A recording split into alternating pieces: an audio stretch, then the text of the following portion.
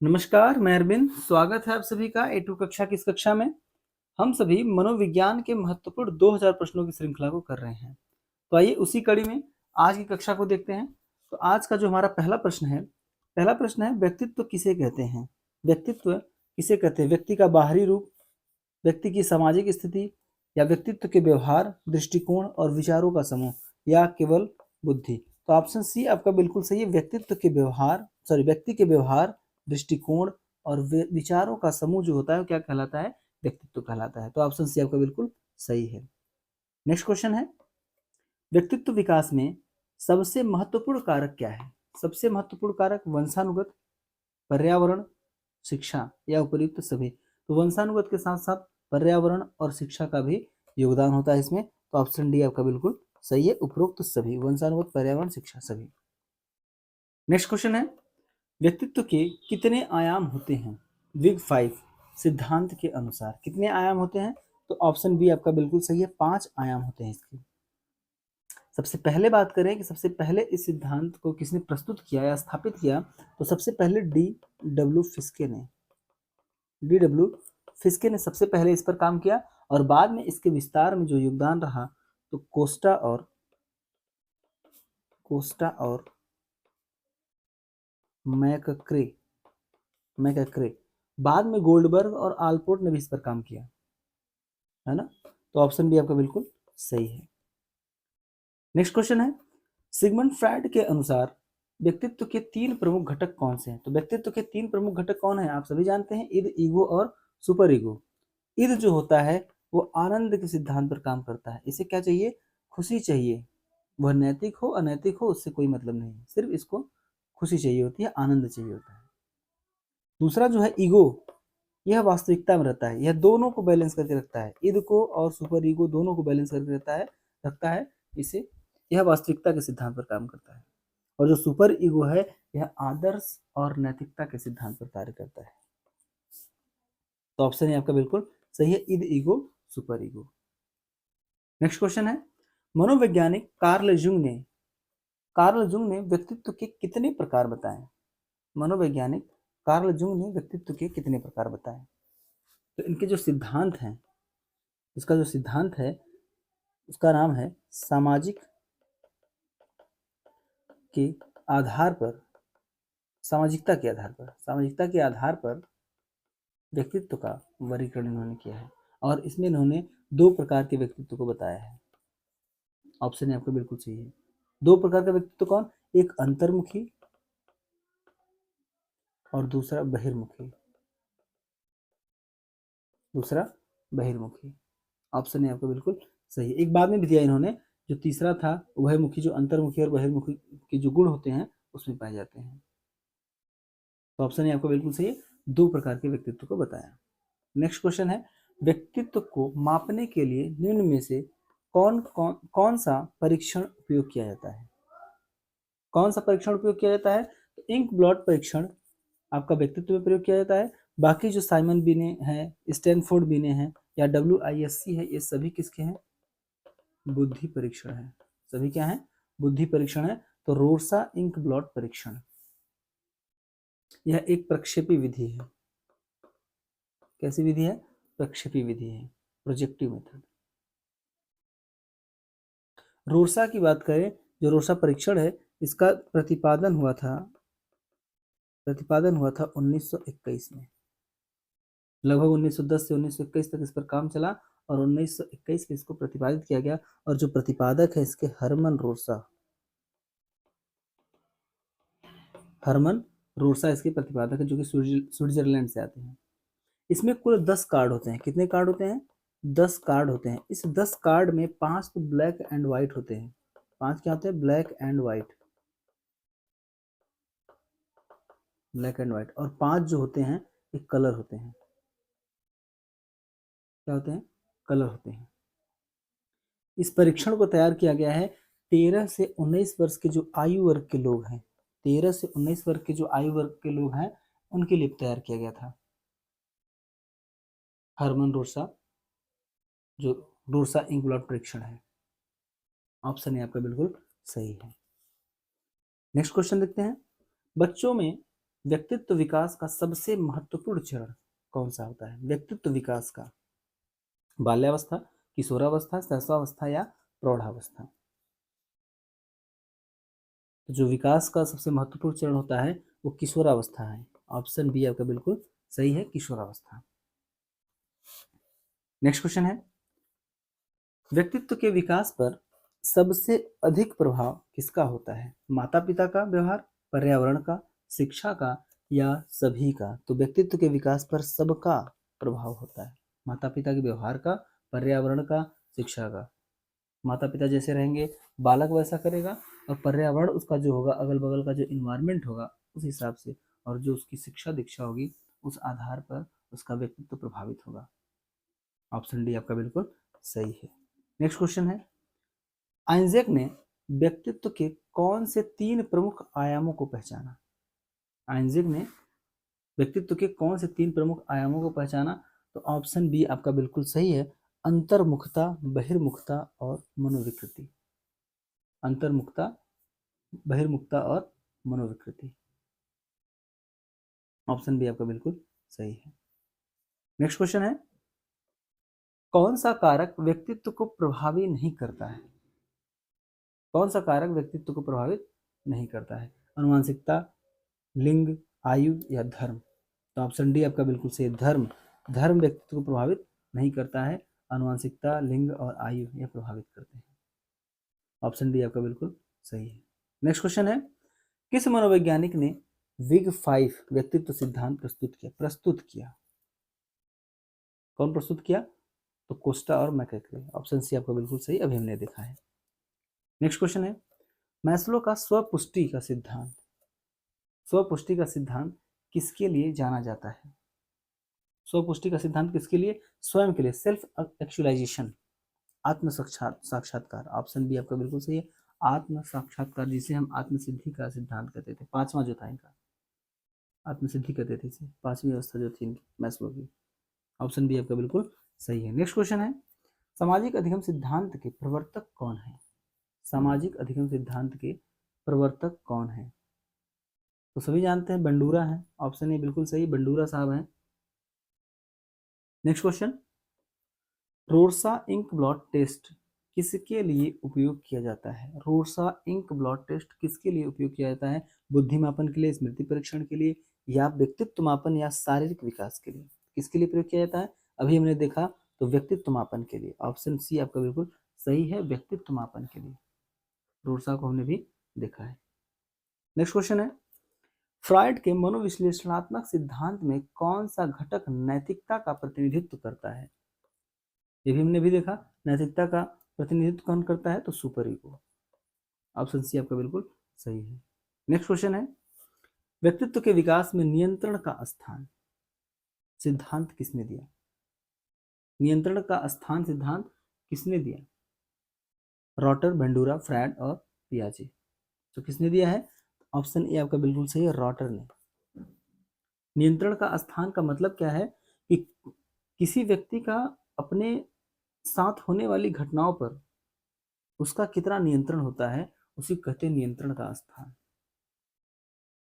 उसकी घटना, जो उसके साथ होने वाली घटना है, उस पर उसका कितना नियंत्रण है, नियंत्रण का स्थान। ये ऑप्शन सही है, रॉटर। नेक्स्ट क्वेश्चन है, कौन सा कारक व्यक्तित्व का एक प्रमुख घटक नहीं है? प्रमुख घटक नहीं है। विचार, संवेदना, व्यवहार, बुद्धि लब्धि। तो विचार है, संवेदना है, व्यवहार है, बुद्धि लब्धि आपका नहीं है। ऑप्शन डी आपका बिल्कुल सही है। नेक्स्ट क्वेश्चन, बच्चों के व्यक्तित्व विकास में किसका सबसे महत्वपूर्ण योगदान होता है? व्यक्तित्व विकास में किसका सबसे महत्वपूर्ण योगदान? विद्यालय का, परिवार का, मीडिया का, खेल का? तो सबसे महत्वपूर्ण जो योगदान होता है सॉरी परिवार का। किसका होता है? परिवार का होता है। ऑप्शन बी आपका बिल्कुल सही है, परिवार का होता है सबसे महत्वपूर्ण। विद्यालय, मीडिया और खेल का भी होता है, लेकिन परिवार का सबसे अधिक महत्वपूर्ण योगदान होता है। ऑप्शन बी आपका बिल्कुल सही है। नेक्स्ट क्वेश्चन है, एरिक्सन के व्यक्तित्व विकास के सिद्धांत में कितने चरण होते हैं? एरिक्सन के व्यक्तित्व विकास के सिद्धांत में कितने चरण होते हैं? तो 8 चरण होते हैं। कितने चरण है? 8 चरण है।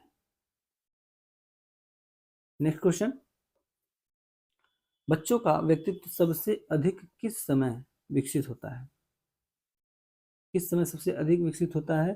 तो किशोरावस्था में। रिपीटेड क्वेश्चन है, व्यक्तित्व का विकास सबसे अधिक किस में होता है? तो किशोरावस्था में होता है। ऑप्शन सी आपका बिल्कुल सही है। नेक्स्ट क्वेश्चन है, व्यक्तित्व मापन के लिए सबसे पुराना परीक्षण कौन सा है? सबसे पुराना परीक्षण कौन सा है? रोर्सा, इंक ब्लॉट टेस्ट, टीएटी या एमएमपीआई या स्टैनफोर्ड बिने परीक्षण? तो सबसे पुराना जो है परीक्षण वह है रोर्सा इंक ब्लॉट टेस्ट परीक्षण। ऑप्शन है आपका बिल्कुल सही है। नेक्स्ट क्वेश्चन है, व्यक्तित्व मापने के लिए एमएमपीआई का उपयोग किसके लिए किया जाता है? एमएमपीआई, एमएमपीआई का मतलब होता है Minnesota multiphasic personality inventory. Minnesota multiphasic personality inventory इसका फुल फॉर्म होता है। यह किसके लिए किया जाता है? तो इसका जो उपयोग किया जाता है मानसिक स्वास्थ्य विकारों के निदान के लिए किया जाता है। ऑप्शन ए आपका बिल्कुल सही है, मानसिक स्वास्थ्य विकारों के निदान के लिए किया जाता है एमएमपीआई का। Next question, thematic apperception test TAT का उद्देश्य क्या है? टीएटी का उद्देश्य क्या है? बौद्धिक स्तर मापना, व्यक्तित्व के अंतर्निहित उद्देश्यों और भावनाओं को जानना, या फिर स्मृति का परीक्षण करना, या ध्यान केंद्रित करने की क्षमता। तो ऑप्शन बी आपका बिल्कुल सही है, व्यक्ति के अंतर्निहित उद्देश्यों और भावनाओं को जानना है टीएटी का क्या है? उद्देश्य है। टीएटी कहते हैं थियोमेटिक एप्रिसिएशन टेस्ट। इसके जो प्रतिपादक हैं कौन है? मुरे मॉर्गन। मुरे मॉर्गन, मुरे मॉर्गन, इन्होंने 1935 में इस परीक्षण को दिया। इसमें है क्या? इसमें 30 चित्र हैं। क्या है? 30 चित्र हैं और इस 30 चित्रों पर प्रयोग किया जाता है, जिसमें 10 चित्र जो होते हैं पुरुषों पर, 10 चित्र स्त्रियों पर, और जो 10 चित्र होते हैं वो दोनों पर किए जाते हैं। इस चित्र को दिखाकर उनसे कहानी लिखने को कहा जाता है कि कहानी लिखिए। व्यक्तित्व के अंतर्निहित उद्देश्यों और भावनाओं को जानने के लिए ऐसा किया जाता है। नेक्स्ट क्वेश्चन है, रोर्सा इंक ब्लॉट टेस्ट किस प्रकार का परीक्षण है? तो अभी हमने देखा था कि जो रोर्सा इंक ब्लॉट है यह कैसा है? यह प्रक्षेपी है, प्रोजेक्टिव इसे कहते हैं। तो ऑप्शन बी आपका बिल्कुल सही है। व्यक्ति मापने की 4 विधियां हैं। एक प्रक्षेपी है जिसे प्रोजेक्टिव कहते हैं, इसमें आपका आईबीटी जो इंक ब्लॉट टेस्ट परीक्षण है, टीएटी, सीएटी और एससीटी ये आते हैं। और जो आपका ये पहला था प्रक्षेपी, दूसरा है आत्मनिष्ठ, आत्मनिष्ठ है, तीसरा है वस्तुनिष्ठ, वस्तुनिष्ठ जिसमें हमने अभी एमएमपीआई को देखा। किसको देखा? एमएमपीआई को। और चौथा है मनोविश्लेषण, मनोविश्लेषण सिगमंड फ्रायड का चौथा। तो ऑप्शन बी आपका बिल्कुल सही है, प्रोजेक्टिव या प्रक्षिप्त या प्रक्षेपी। नेक्स्ट क्वेश्चन है, कौन सा परीक्षण व्यक्तित्व के वस्तुनिष्ठ मापन के लिए जाना जाता है? वस्तुनिष्ठ मापन के लिए अभी हमने देखा एमएमपीआई को। ऑप्शन बी आपका बिल्कुल सही है, एमएमपीआई। नेक्स्ट क्वेश्चन है, व्यक्तित्व मापन में प्रक्षिप्त तकनीकी का क्या अर्थ है? प्रक्षिप्त तकनीकी, प्रोजेक्टिव वही मेथड जिसे हम प्रक्षेपी कहते हैं, इसका क्या अर्थ है?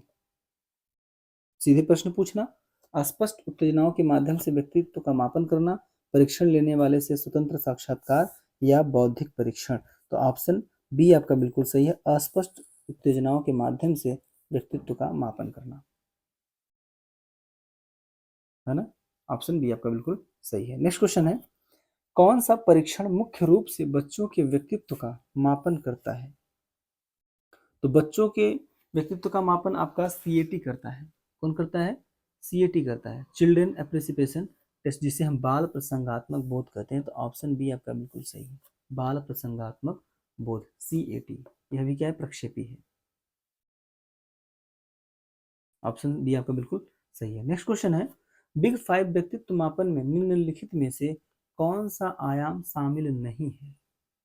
कौन सा आयाम शामिल नहीं? तो बहिर्मुखता है, अनुभव के प्रति खुलापन भी है और तंत्रिकाशीलता भी है। तंत्रिकाशीलता को हम क्या कहते हैं? विक्षिप्तता।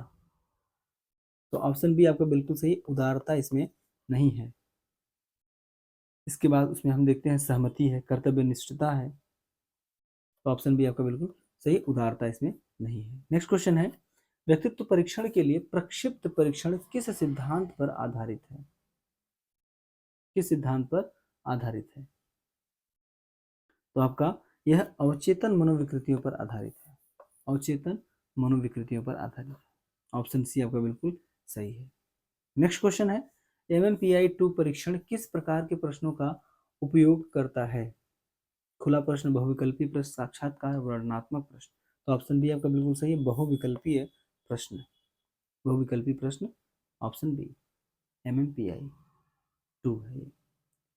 नेक्स्ट क्वेश्चन, आइंजैक व्यक्तित्व प्रश्नावली EPQ किस प्रकार के आयामों पर आधारित है? आइंजैक का किस पर आधारित है? तो आइंजैक का बहिर्मुखता, अंतर्मुखता पर भी है, भावात्मक स्थिरता और अस्थिरता पर है, मनोविकृति पर है। तो ऑप्शन डी आपका बिल्कुल सही, उपरोक्त सभी पर आधारित है। ऑप्शन डी आपका बिल्कुल सही है। नेक्स्ट क्वेश्चन है, थीमेटिक एप्रिसिएशन टेस्ट TAT में परीक्षणकर्ता को क्या करना होता है? क्या करना होता है? चित्र को देखना और उन पर कहानियां बनाना, या व्यक्तिगत प्रश्न के उत्तर देना, या शब्दों को पूरा करना, या अपने जीवन की घटनाओं का वर्णन करना। तो इसका ऑप्शन ए बिल्कुल सही है, चित्र को देखना और उन पर कहानियां बनाना। TAT में क्या होता है? यही तो होता है, चित्र दिखाकर उससे कहानियां लिखने के लिए कहा जाता है। तो ऑप्शन ए आपका बिल्कुल सही है। नेक्स्ट क्वेश्चन है, व्यक्तित्व मापन के लिए 16PF 16 पर्सनालिटी फैक्टर जो है, 16 पर्सनालिटी फैक्टर जो है का उपयोग किसने किया है? फ्रायड, कैटल, जुंग या बीने?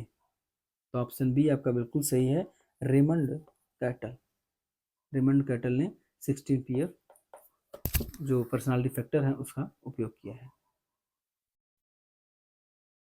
नेक्स्ट क्वेश्चन, तो आज की कक्षा में बस इतना ही।